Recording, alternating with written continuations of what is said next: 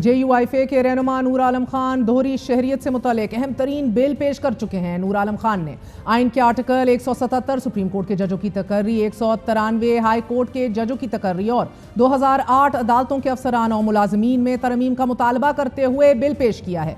तरमीमी bill में के मतन में यह कहा जा रहा है कि जजों को आइन के तहत रियासत के साथ वफादारी को यकीनी बनाना होगा। मुजवजा कानून के मुताबिक दोहरी शहरियत के हामिल जजों को आला अदलिया में जज बनने से रोक दिया जाएगा ताकि उनकी पाकिस्तान से वफादारी को यकीनी बनाया जा सके। बिल में यह भी कहा गया है कि दोहरी शहरियत दोनों ममालिक के मफादात के लिए खतरा है और इसका हवाला देते हुए जजों को आइन के साथ अपनी वफादारी का मुजाहिरा करना चाहिए। चंद दिन कबल ही मोहतरम हाई कोर्ट के जज बाबर सत्तार के खिलाफ दोहरी शहरियत पर तज़हीक़-आमेज़ मुहिम शुरू की गई थी। दोहरी शहरियत के इल्ज़ामात और बदनीयती पर मबनी मुहिम के एक हिस्से के तौर पर मोअज़्ज़ज़ जज उनकी अहलिया और बच्चों के सफरी दस्तावेजात समेत झूठे और घिनौने इल्ज़ामात के साथ खुफिया मालूमात सोशल मीडिया पर पोस्ट की जाती रहीं कि जिसमें मोअज़्ज़ज़ जज की जानिब से टैक्स गोशवारों में फराहम करदा उनकी जायदादों की तफसीलात और डिटेल्स भी शामिल हैं। जस्टिस बाबर सत्तार ने सोशल मीडिया मुहिम के मामले पर चीफ जस्टिस आमिर फारूक को खत लिखा और इसके बाद खत को तौहीन अदालत केस में तब्दील करने का फैसला ले लिया गया। इससे कबल इस्लामाबाद हाई कोर्ट ने जस्टिस बाबर सत्तार के खिलाफ सोशल मीडिया मुहिम पर एलामिया भी जारी किया और उन पर लगाए गए इल्जामात की तरदीद की गई। जजेस की दोहरी शहरियत पर पाबंदी के लिए कौमी असम्बली सेक्रेटेरिएट में बिल जमा करवाया गया है। दूसरी जानिब वफाकी हुकूमत ने अदलिया से मुतल्लिक अहम कानून साजी का फैसला करते हुए सुप्रीम कोर्ट के जजेस की तादाद बढ़ाने का फैसला किया है। चीफ जस्टिस समेत सुप्रीम कोर्ट के जजेस की तादाद 23 कर दी जाए और साथ ही बैरिस्टर दानियाल चौधरी जजेस की तादाद में इजाफे का बिल आइंदा हफ्ते पेश करेंगे। इसी के साथ साथ उनके बिल में रिव्यू में बैठने के लिए पहले से बड़ा बेंच बनाने के हवाले से भी शिक डाली गई है। 1997 के एक्ट में तरमीम के जरिए आला अदलिया के जजेस की तादाद बढ़ाई जाएगी। आइन के आर्टिकल 184(3) में भी तरमीम की जाएगी। ये अहम तरीन बिल प्राइवेट मेंबर बिल हैं, लेकिन इस बढ़ती हुई बदएतमादी के माहौल में इन बिल को भी मशकूक नजरों से देखा जा रहा है। हमारे साथ मौजूद हैं JUIFA के सीनियर रहनुमा, साबिक पब्लिक अकाउंट्स कमेटी के चेयरमैन, मेंबर कौमी असम्बली नूर आलम खान साहब। नूर आलम खान साहब, बहुत शुक्रिया साथ देने का। फरमाई दीजिएगा कि ये बिल बड़ी मशकूक नजरों से देखा जा रहा है। बिस्मिल्लाहिर्रहमानिर्रहीम, बहुत शुक्रिया जी, आपने मौका दिया। एक नहीं 4 5 मैं यही अर्ज़ कर रहा हूँ, ये बिल जो है एक तो इसमें कोई पॉलिटिकल मोटिव नहीं है हमारे लिए, चाहे जजेस हों, चाहे हमारे ब्यूरोक्रेट्स हों, चाहे हमारे जनरल्स हों, ये हमारे लिए सब काबिल कदर हैं और इज़्ज़त, हम उनकी इज़्ज़त के निगाह से देखते हैं। लेकिन क्योंकि कॉन्स्टिट्यूशन जो कानून है वो सब के लिए एक जैसा होना चाहिए। पाकिस्तान में वो बंदा अगर जैसे आपने आर्टिकल 260 में देखा होगा, MNA, president, prime minister, deputy chairman senate, deputy speaker, speaker national provincial, MPA, ये जो है ये ऑफिस के उसमें नहीं आते, सर्विस स्ट्रक्चर में नहीं आते। लेकिन फिर भी यानी हमारे साथ कोई एग्जीक्यूटिव पावर, हम ये नहीं है कि हम दस्तखत कर लें कोई काम कर सकते हैं, नहीं, लेकिन हम फिर भी ड्यूल नेशनल नहीं हो सकते और हमारी वफादारी खाली पाकिस्तान, खुदा दादे पाकिस्तान के साथ है। और ये नहीं है कि हम जजेस या ब्यूरोक्रेट्स या उनकी नीयतों पे हमारा वो है, हम खाली ये चाहते हैं कि लॉयल्टी, क्योंकि आप हल्फ खाली पाकिस्तान के साथ लें और पाकिस्तान के साथ आप जब ड्यूल नेशनल हो जाते हैं, अगर आप UK के, आप कनाडा के, आप अमेरिका के, तो आप वहाँ पे दूसरा हल्फ जब लेते हैं, पाकिस्तान का तो आप पैदाइशी होते हैं ना जी, आप वहाँ पे जाकर आप हल्फ देते हैं, अगर मुझे कोई अमेरिका को या कनाडा को या UK को ज़रूरत पड़ी तो मैं आपके लिए बंदूक भी उठा सकता हूँ। आप वो हल्फ लेते हैं, आप देख लें। अगर आप तो उस लिहाज से मैंने ये बिल वो किया कि पाकिस्तान की ब्यूरोक्रेसी में जो एग्जेक्टिव हो, जुडिशरी में, चाहे वो तो हाई कोर्ट के जजेस हो, सुप्रीम कोर्ट हो, मैं किसी जज के साथ मेरा वो नहीं है ना, तो मैं तो सबकी इज्जत करता हूँ। आर्म फोर्सेस, चाहे जनरल हो, मेजर जनरल हो, ब्रिगेडियर हो, किसी की दो,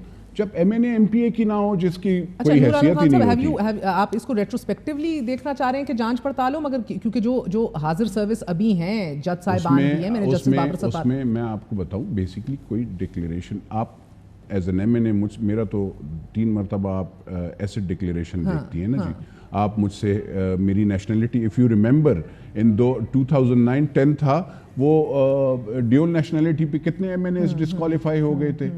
तो इसी तरीके से ये मतलब आप सोचें कि आपको नेशनलिटी छोड़नी पड़ती है तो आप मेंबर नेशनल सेनेटर इस बिल में आपका तो विजन मैं क्या है? यही हाँ इसमें ये है कि छोड़ो, ये जो छोड़ दें, ग्रीन कार्ड छोड़ो, ग्रीन कार्ड छोड़ दूसरी दो, आप शहरियत है तो नेशनलिटी छोड़ो। दूसरी छोड़ दो, हाजिर आप सर्विस भी हो पाकिस्तान तो। के हाजिर सर्विस जो आप रिटायर हो जाएं 2 साल तक, मेरे ख्याल में उनको भी नहीं करना चाहिए, क्योंकि उनके दिमाग में पाकिस्तान की पूरी राज बैठे होते हैं। और उसमें आप अगर नेशनलिटी एकदम दूसरे मुल्क की ले लेंगे तो आप तो गया आपकी पाकिस्तान में, इसीलिए तो आपकी इकॉनमी पर बैठी जाती है, इसीलिए आपके मुल्क के हर एक कानून एग्जीक्यूटिव पावर्स में आप इंटरफेरेंस करते हैं, चाहे दोनों वो है। तो ये चीज़ जो है ख़त्म हो जाएगी।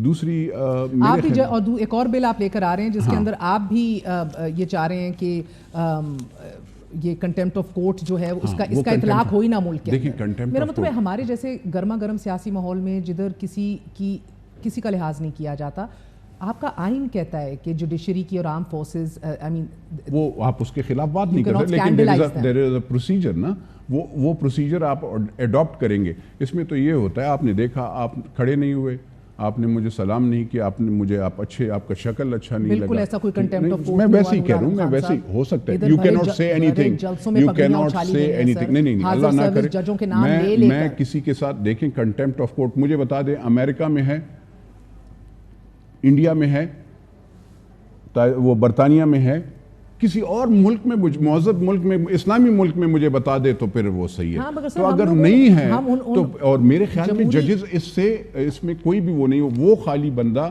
जो कि अपने आप को डिक्टेटरशिप के उसमें लाना चाहता है और लोगों को दबाना चाहता है, ब्यूरोक्रेसी से जबरदस्ती काम करवाना चाहता है, पॉलिटिशियंस को वो दबाना चाहता है, तो फिर उसके लिहाज। मगर अब अभी मुझे बताइएगा, आप चाहते हैं हाजिर सर्विस हर किस्म के सरकारी मुलाजिमीन की भी, जजेस की भी, जिनकी दोहरी शहरियत है वो सारे मनसूख करें और फिर रहें। And secondly and interestingly sir, आपकी अपनी जमात में बड़ा इसको रिजर्वेशन से लिया गया इन बिल्स, कौन सा वाला जी? इन सारे बिल्स को सर, और बिल्कुल नहीं जी, बिल्कुल ऐसे टाइमिंग में आप ये प्राइवेट मेंबर बिल लेकर आ रहे हैं जिधर आप जान रहे हैं कि एक जुडिशियल पैकेज और एक 2/3 खोई भी अक्सरियत। मैं आपको बताऊं जी, बेसिकली ये जाएगा लॉ एंड जस्टिस कमेटी में। दूसरी बात ये, जो अगर आर्टिकल 184(3) है उसमें मुझे बताएं, आपने 3 जजेस को वो इख्तियार हासिल होता है कि वो सुओ मोटो ले।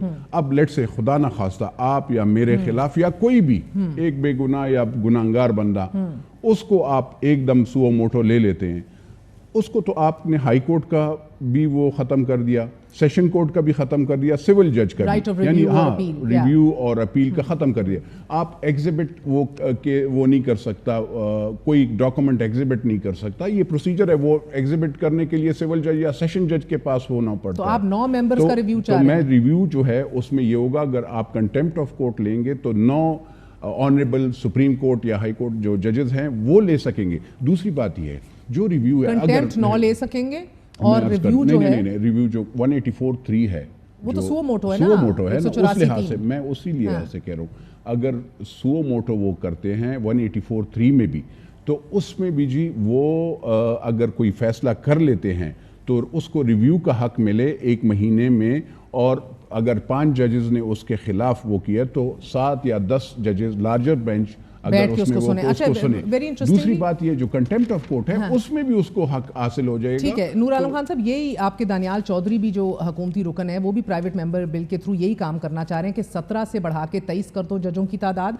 और ये बाय द वे एक्ट के थ्रू ही हो सकता है, इसके लिए आईनी तरमीम की जरूरत नहीं है। बिल्कुल, but hear me out for a second sir, because JUIF बड़ी एक दिलचस्प पोजीशन में, अभी 5 सीटें नीचे हैं, ऊपर 8 हैं, आप लोग बड़ा एक मेक और ब्रेक सिचुएशन है। गो कि अगर आप अभी जरदारी साहब का हाथ पकड़ भी लें, उनकी बात मान भी लें, उस रास्ते चल भी जाएं जिसको गंडापुर साहब एक टेस्ट केस कह रहे हैं आपके ईमान का, भी फिर भी हुकूमत के पास 2/3 अक्सरियत नहीं होती। But very interestingly Daniyal Chaudhry जो ये प्राइवेट मेंबर बिल ला रहे हैं, इसके अंदर ये तादाद भी बढ़ाना चाह रहे हैं 17 से 23, और उसके बाद कह रहे हैं कि रिव्यू के अंदर लार्जर बेंच बैठेगा। यानी कि अगर आप फॉर अ मिनट अंडरस्टैंड करें कि जो एक असल में जो एक दर्द है अभी 12 जुलाई के फैसले के ऊपर, जिधर 8 जजेस ने अक्सरियती फैसला दिया, अगर ये नए जजेस भी आ गए, लार्जर बेंच बैठे, 23 आ गए ना पूरे लार्जर बेंच बैठे, रिव्यू के अंदर गई हुई ना हुकूमत भी गई हुई है, पीपल्स पार्टी भी गई हुई है, तो उसके अंदर कहीं ना कहीं ये मुमकिनात के दरवाजे खोले जा सकते हैं कि भाई कहीं ना कहीं हमारे हक में फैसला आ जाए। It's interesting isn't it? Basically like I don't know I am देखें आपने मौलाना साहब की स्टेटमेंट वो की होगी कि हम बिल्कुल कौमी असम्बली में हम अपोजिशन का किरदार अदा करेंगे, लेकिन अपने उसके लिहाज से